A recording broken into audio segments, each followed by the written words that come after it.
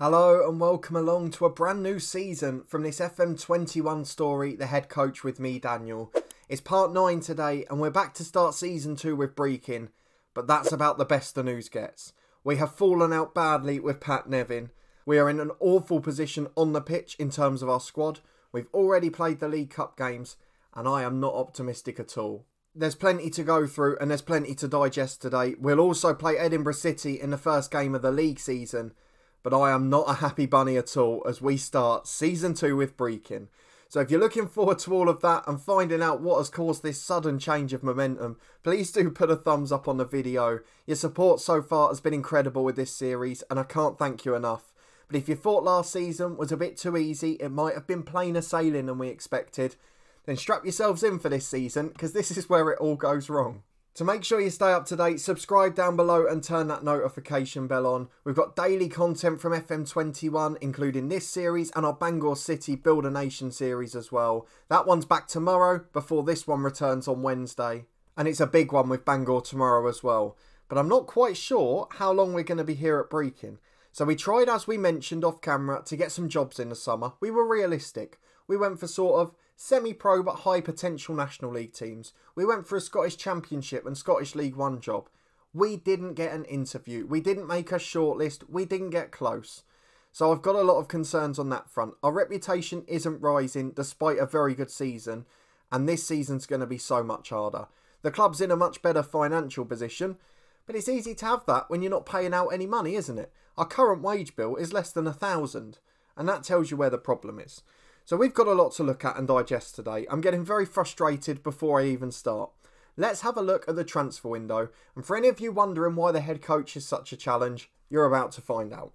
So let's go to our transfer screen. There's a goalkeeper they're trying to loan in. We'll come back to that in a minute. He's a very good player, but it's part of the problem. So let's go to the history and we'll start with the released players. So there were 10 players who were signed on to the first team squad last year who were released.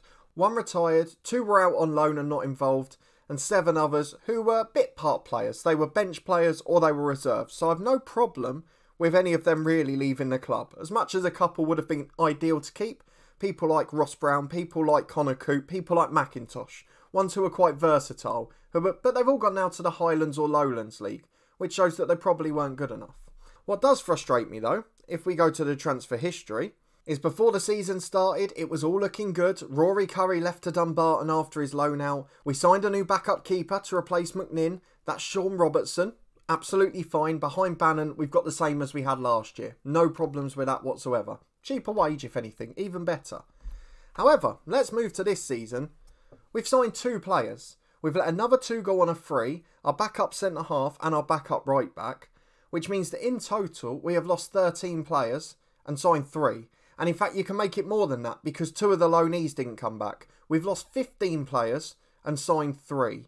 Now, we're a small club. We had a fairly small squad to start with. You can imagine what it looks like now. So Luke Bollen left for Stranraer. We knew he was going to be going. He was a backup player. He wasn't happy a lot of last year. Gregor Jordan wasn't close. In normal circumstances, I'd be happy with him going. He did play a League Cup game for us because we had no one else on the bench and we got an injury. So the 2 players we've signed, both central midfielders. Ross McLaughlin from Cumbernauld Courts. He is a decent 2-star ability player. Sort of a backup. There's no problem with him being here. He'll do a job for us if needed. He can play as the ball winner. He can play as a carrilero. In terms of attributes, nothing special technically, but he can run around. He's fit. He works hard. He's a sort of dogged player you need on the bench occasionally. The second one is a very good player, Jordan Critchley. He's 3.5-star ability, 5-star potential. Listed as a playmaker, despite having a very poor passing attribute. We're trying to work on that off the pitch. But again, in isolation, not a bad player. Has scored a goal in the cup already. And I've got no problems with him being here. Very good wage for a good player. No worries whatsoever. And the closest we're going to get to a replacement for Connor Barron. That's no issue. The problem is, that's it. So if we go to our senior squad for today's football match, we have 13 players fit and available. 2 of them are goalkeepers. So we've got 12 outfield players, of which 1 is injured, which leaves us with 1 substitute and our first 11. 5 greyed out players on the bench, although it looks like one of them's been offered a contract, because look, there's a new wage there. So can they do that, a director of football? Offer a contract to a player who's greyed out? I don't know. But we haven't got a substitutes bench. We ended up in a very similar situation earlier last year with Kettering, but there we had a youth team and there were some good players coming through there. Here we don't have one. There's nobody to choose from. We didn't have a youth intake. And if we did, it might have solved this problem. But as it is, we are in a perilous position. Daniel Church, the backup left back, will be playing left wing because there's nobody else available. Kieran Inglis might be coming back from injury, also unhappy and wants to leave because the director of football, Pat Nevin, rejected an offer from Arbroath. Probably knew he couldn't let anyone else go. But how have we got to this situation after he did so well bringing in players last year to leave us with 13 senior players? Most of them are 17 and 18 as well. For a first game of the season against the side we beat in the playoffs last year. They must be laughing at us, Edinburgh City. And this is how important that promotion playoff was, because look at the state we're left in now. So I am very disappointed by that. I mean, it's compounded by the fact that other things have been great off the pitch. They've sorted out an affiliation with Hibernian and not bought any players in from them. One of the best youth academies in Scotland. There's so many quality players that come through that academy, and after 2.5 weeks in that deal, nothing's happened. I'm very frustrated. We've got Matty Todd back on loan for a year. That's one benefit, and we knew that was going to happen. But we're in big, big trouble here with Brechin. A very quiet transfer special, because for 2 months, Pat Nevin has spent the whole time trying to sign this goalkeeper and a couple of others as well. He's already bought in a keeper. We've already got the same as we had last year. So why prioritise that position when we haven't even got a left midfielder? We haven't even got a central midfielder that can play as a playmaker. We haven't got a backup defender of any sort. Why prioritise this? And then why let the other youngsters go as well? But Jack McConnell, if he does come in, will be a very good keeper. And he's going to have to be, because he's going to face a lot of shots the way we're going. So I'm hoping he'll come in sooner rather than later, purely so they can focus on other targets. It looks like Ross County want him, so it's every chance he'll go there. But this is just about, in the time I've done this save, both off camera and here on YouTube, probably the worst summer transfer window we've ever had. We've had quiet ones with Salford last year. We did a live stream and got very frustrated, but we had a 17-man squad still. This is bordering on the ridiculous. And it doesn't get any better when you look at the schedule, because we start against Edinburgh City today, who finished second last year, as we know. We then play Stirling Albion, who narrowly missed out on the playoffs from us. Forfar, who are a League One side in the new SPFL Trust Trophy.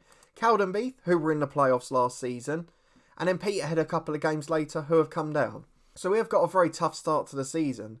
And my worry at this point is that we might end up getting sacked here. Because all of this is bad enough. All of this is enough of a concern. But then our board decided that we needed to finish in the top half this year, after being a relegation favourite last season. So with the squad we've got now, I call it a squad, let's just call it a team, because it is basically a bare 11. We've got to finish in the top 5 of League 2 against some of these brilliant sides, and probably a stronger division than last year. It isn't an easy task, let's put it that way. But I'm going to try and be positive. We did get a couple of positive results in the cup games. Of course, we've got to rotate the squad moving forward, and we haven't got an option to do that. So I'm not quite sure how this is going to pan out. As soon as we get to Forfar and we're playing 2 games in a week, I feel like we're going to crumble. So against Kelty Hearts, we won 5-1. James Rose with a brace, Malley, Church and McCormick with 1 each. A 4-1 defeat away at Ross County, as you'd expect, but Critchley got his debut goal. A penalty defeat against Wraith, Mark Malley scored the goal in that one. And a 1-0 win away at Brora, and it was James Rose who scored on that occasion. So into this one, Kieran Inglis will not be fit. Everyone else will be involved in the squad. I can't risk his injury when he's only got a week to go, because we can't be without another player. So we're going to leave him and we'll bring him back in next Saturday. If we have a look at the season preview, we are expected to finish bottom by even further outside odds than we were last season, because we've got a much weaker squad. Yet the board think we're going to get top 5. I don't really understand how we're supposed to do this. You get an unreasonable board, unrealistic demands, and no sort of movement in the transfer window. This is when the head coach goes from very rewarding to very wrong very quickly. So it's certainly going to be a fun challenge. We're playing the league favourites today. It's going to be quite the challenge. But let's go and have a look at the squad. I mean, in essence, if we're being positive, 9 of the 11 are the same as last season. The 2 players that come in, one can't even play in a position and one's a lot weaker. But 9 of them are the same. We've still got that goal threat in the front 2. We've still got the same back 5. Maybe we can do something on 1 or 2 occasions. So let's go and get those youngsters in the squad, the greyed out players, and go and find our lineup for our first game of the season. I mean, let me know in the comments if you're doing something similar and you've had a similar experience. Let me know how you found it, because this, for me, is probably the worst we've had in terms of inactivity. And Pat Nevin was so good last year. There's so much budget available, but he seems so hung up on getting a keeper. And in the recruitment meeting, we had it about 5th on the list. After a left midfielder, after a playmaker, after a right fullback, after a centre-half as a backup, after a striker as a backup. And he's been spending 2 months wasting time on getting a keeper, and he hasn't even bought one in since. Even if he could give us a try list so he could put them in the squad for the day, you can do that in the SPFL. But it's not going to be our day today. So this is the lineup we've gone for. It's fairly familiar, obviously because there's only the 2 new signings. They are the players that are on the bench today. In goal, we've got Bannon. He is going to continue for now. Looks like he might be out of the team soon. Hopefully he can play on pitch, because we might need him out there. His outfield rating's 1, so that might not help. Robertson's is 2, so don't rule out him coming on up front. Cinnamon and Woodcock are the fullbacks, with Banner and Sturrock at centre-half. These young players, still improving, still doing well. So I have faith that in the future, this could be a good little team. My worry is that there's not going to be enough of them. 1 injury and we are in big, big trouble. I mean, even the 5 greyed out players we've been given, we've got 2 right midfielders, 2 left midfielders. No strikers, no fullbacks. It's a bit bizarre. It's all a little bit odd, and it all whiffs of something strange a little bit. So we'll wait and see what happens. In midfield, we've got Matty, Todd, McCormick and Critchley. We've got Church covering over on the left-hand side. And then Malley and Rose, the goal-scoring duo up front. And we are going to need their best and a little bit more today. We're going to stick with the same tactic as last season. Let's get it forward as quickly as possible. But overall, I'm not looking forward to this. And I think Edinburgh City are going to have a field day. I'm just looking at the press social roundup on the left-hand side. Todd doesn't deserve to start. I don't care what his expectations are. I mean, who would you like to see instead? If anyone could tell me that. We haven't got another right midfielder at the club, so I'd love to know who your alternative is. But we're going to ask the boys to go out and impress us. It's not their fault. They're in a horrible situation. They've watched half the squad go, and they can see there's only 13 there. They can't be that excited. We've got the 2 young players on the bench. They're motivated. They're happy with that team talk. And they're almost certainly going to be needed today. So let's keep everyone on side. We have got an assistant manager in Mark Miller. We did meet him briefly last time. And he's going to need to be at his best tactically as well. So it's a throw-in for Edinburgh City, which is cleared away by Sturrock. Got a feeling we might see a lot of highlights today. But we need some magic up front. And Mark Malley early on is trying to produce it. Here he comes down the right-hand side. Early ball in. Oh, Rose just wide. Oh, James Rose, you can't miss them, son. Not today, not with this squad. It looks like Edinburgh City have lost McGill, the top scorer. So that's a good sign for us. But Blair Henderson scored last time as well, didn't he? So I'm sure they've still got a few good ones. Albion Rovers, by the looks of it, stayed up in their playoff, but they're behind again here. And Morrison's in, is just wide of the post.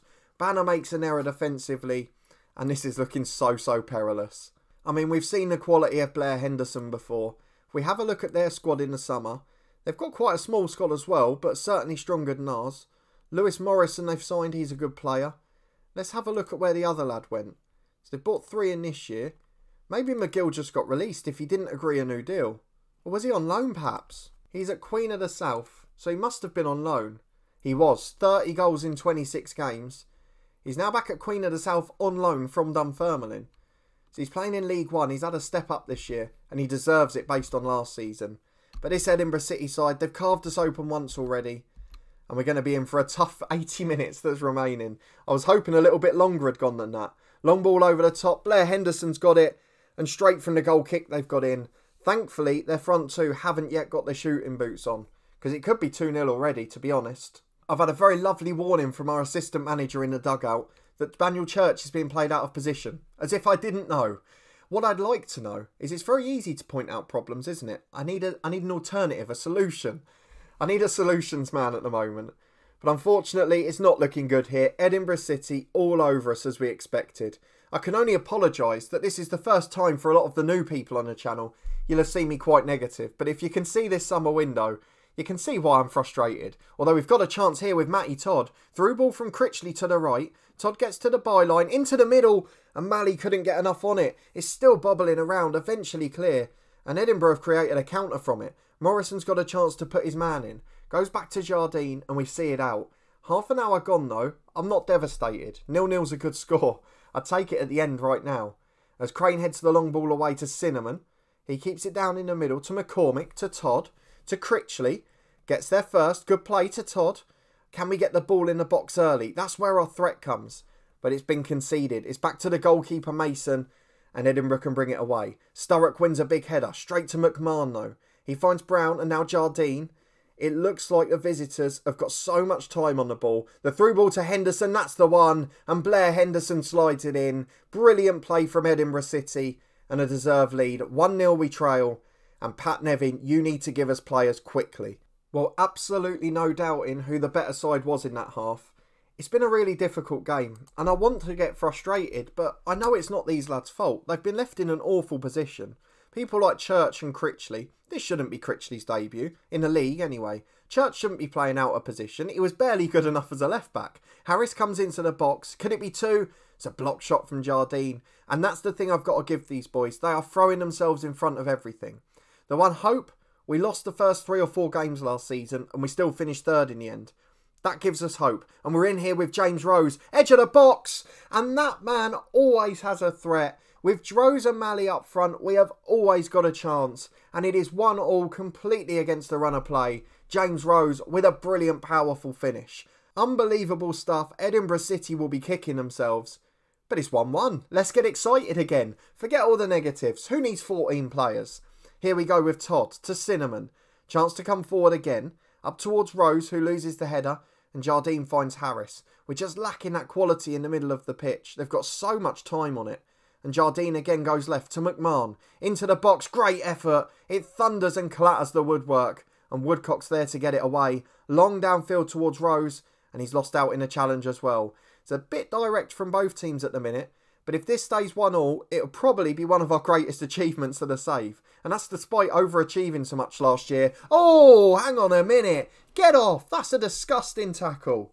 And the referee, fair play to him, has given the red. You could have broken a leg there, and we cannot afford to lose people. I'm a bit concerned that Matty Todd's condition has gone straight down after that, and we don't have any subs. But we're playing against 10 now, and if that means we can guarantee a point, I'd be delighted. Though Rose is in from the goal kick, it could get better. It could get better. James Rose makes it 2-1. I have no idea how this is happening. The worst transfer window we have ever had in the head coach, followed by the best start to the season that we could have imagined.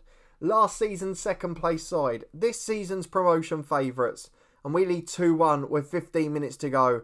And we're playing against 10 men. I'm going to make a change in the middle. Critchley is going to be replaced. And we've obviously got a midfield replacement, which does make a difference. He's going to come on as a central midfielder on defend. That's what he prefers to do anyway. And we'll leave the rest as long as possible, because we don't have any quality on the bench. As it's a throw-in for the visitors here. 10 men, but still got time on the ball. Still got quality in possession. Out to Gilmore on the right-hand side. Back to Harris. In towards the edge of the box. He's got time. Goes all the way back to Crane though, and we'll take that for now. Crane's going backwards to Ewan, and he goes over the top. Banner heads away to Todd.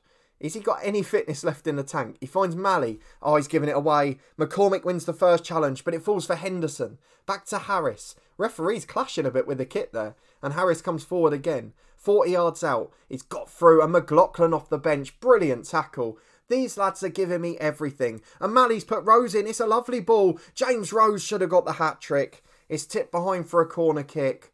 What a performance these boys are putting on. They are working tirelessly. It's into the box towards Rose from the corner. Out to McCormick, who's out on his feet. And he somehow wins a throw-in. Fantastic work from these boys. And they've got just 12 minutes to hold on. Here we go then. 2 minutes remaining. Matty Todd. Remember that social media post at the start of the day? Best player on the pitch for us, bar Rose the scorer. I'm going to take Church off, the left winger. And I'm going to bring on one of these youngsters. I think Terrell had been offered the deal, hadn't he? So should we bring him on? He's got a bit more pace of the two. I want to do the same on the right, really, but both options are so bad. So I think we'll wait and we'll do it as a time-wasting change right at the death. We've got 4 minutes added on. You know the drill by now. We're not going to go too defensive, but we are going to time waste. We're going to drop that tempo slightly, be more disciplined, slow the pace down, regroup. We'll still counter-attack. There's no issue with that. And we'll drop the attacking line as well. As much as I want to leave them up, I don't feel we can risk it. So let's drop back into our shape here. 4 minutes of stoppage time, and we'll make a change in a couple. There is 1.5 minutes of stoppage time to go. Who do I take off? It's going to be Mark Malley, and I'm going to bring on a right midfielder. I don't really know which one to bring on. The dugout was suggesting Allardyce, so let's bring him on. Matty Todd will go into a midfield 3. Allardyce will go out wide. We're going to put McLaughlin as a holding midfielder. He's going to be an anchor man on defence. Just sit there in front of the back 4. We're going to have Matty Todd as a central midfielder on support. McCormick stays as he is. Allardyce a winger, Terrell a winger, and James Rose the advanced forward up front. 90 seconds from a brilliant first day result with a 13-man squad. And we've done it. It is one of the best achievements I've got in this game. What a fantastic result. Yes, Pat Nevin has given us a heartache this transfer window. We really have been so angry and disappointed. But we come back for the first day of the season and these boys just work so tirelessly. And they have got a thoroughly deserved result against Edinburgh City. They hung on in there when they were getting outplayed in the first. And they took full advantage of the mistakes in the second. Exceptional play, and I've got a bit of hope now. But let's have a look at the schedule. Well, there we go. Pat Nevin is confirming that Gordon Terrell has signed a deal with the club. So it turns out that the director of football can sign greyed out players. Let's have a look at him. He's actually rated 1.5 star. He's not the worst in the world. So that's not potentially a bad signing. It does give us a left midfielder at least until Inglis is back. And it does give us another substitute. But it's not the worst. Does it mean we'll get another greyed out player? I don't know. But that's a fantastic result for the boys. It's been a horrific window. Watching the days go by has been agonising. But let's have a look at the schedule. We're going to leave it a little while now. I think we'll probably come back for Peterhead because they're the side that have come down. They finished 10th last season. And to be honest, they were a good side a few years back. But it looks like they've lost a few now. So if we're looking at their best players, they're better than ours. But they're not great. And it gives us a little chance again to perhaps do something special. So let me know what you thought of that first day of the season in the comments below. Please do put a thumbs up on the video if you did enjoy this one. And let me know what you thought of that disastrous transfer window. Of course, it's still open. There's still another month to go. But that is possibly the worst start we could have hoped for. What a way to dismantle a squad. And we're left with a bare 13 or 14 now to try and make it to the top half this season. Unrealistic expectations in my eyes, but that's another argument for another day. If you want to stay up to date with this season, this series and our Bangor City save as well, please do subscribe down below and turn that notification bell on. We've got an episode every day at 3:30, rotating between the 2 long-term stories, and then our live stream series kicks off this week. You had your vote over on the community page, and we'll be starting with the team the most of you picked. But as we move into Season 2, thank you again for your incredible support on this series and on the channel in general. As I'm recording this, I've just passed 1,500 subscribers. Thank you so much for your support on this channel and over on the podcast as well. And I will see you next time for Peterhead away and fingers crossed some transfers in. Please, Pat, do me a favour.